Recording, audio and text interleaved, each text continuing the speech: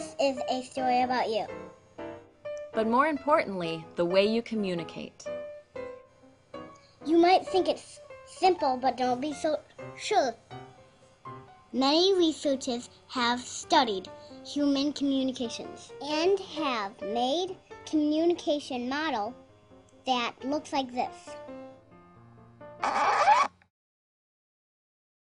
But I like to keep things simple, so here's a better way to explain it.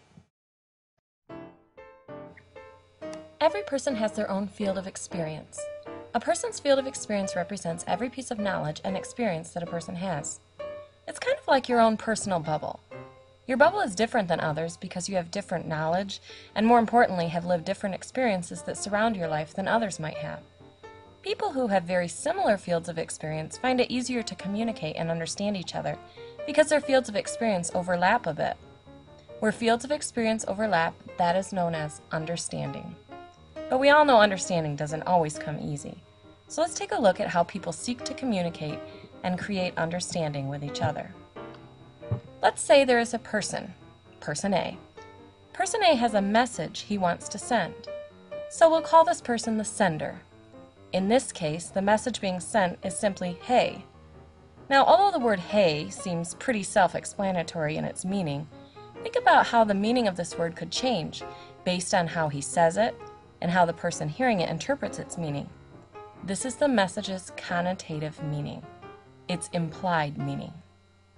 For example, person A may be just casually saying hey to a friend, or perhaps he's saying it seductively to a lover. Or what about if he's yelling it at someone who's trying to steal his car? Each circumstance dictates a different type of message to be sent.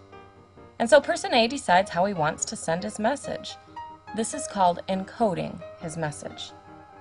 Person A puts the message into words, terms, and inflections he hopes the message's receiver will understand.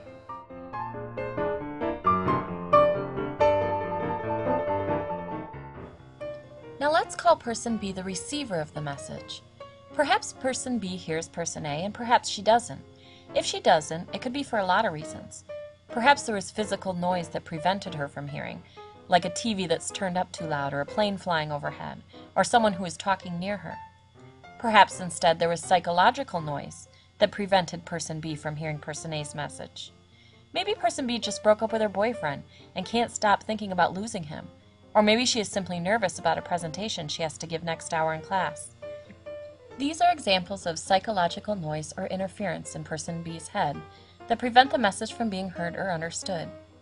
Finally, person B has not heard person A's message perhaps because she simply did not understand the meaning of the words he was saying. When people can't interpret a message due to the words used, such as breakdowns that occur when the sender is using phrases or words that are too technical for the receiver, or words that are from another culture, language, or setting, or even grammar or jargon that is unknown by the receiver, this is known as semantic interference, where messages are, as they say, lost in translation. All of these interferences, physical, psychological, and semantic, could prevent a message from being listened to or understood.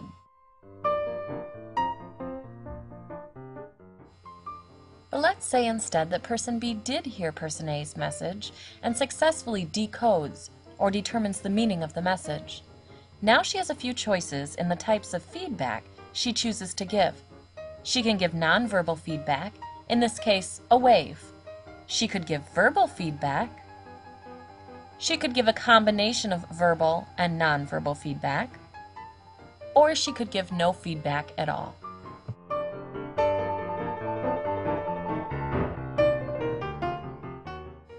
Person A, the sender of the original message, has to then decode the feedback and determine if and how he will respond.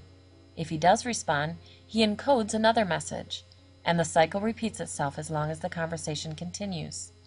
This cycle, illustrated in the communication model, explains why communication is considered a process, and often why miscommunication can occur. So there you have it, a story about you and the communication you have every day. Don't forget to write down the important terms and their definitions. Here they are once again.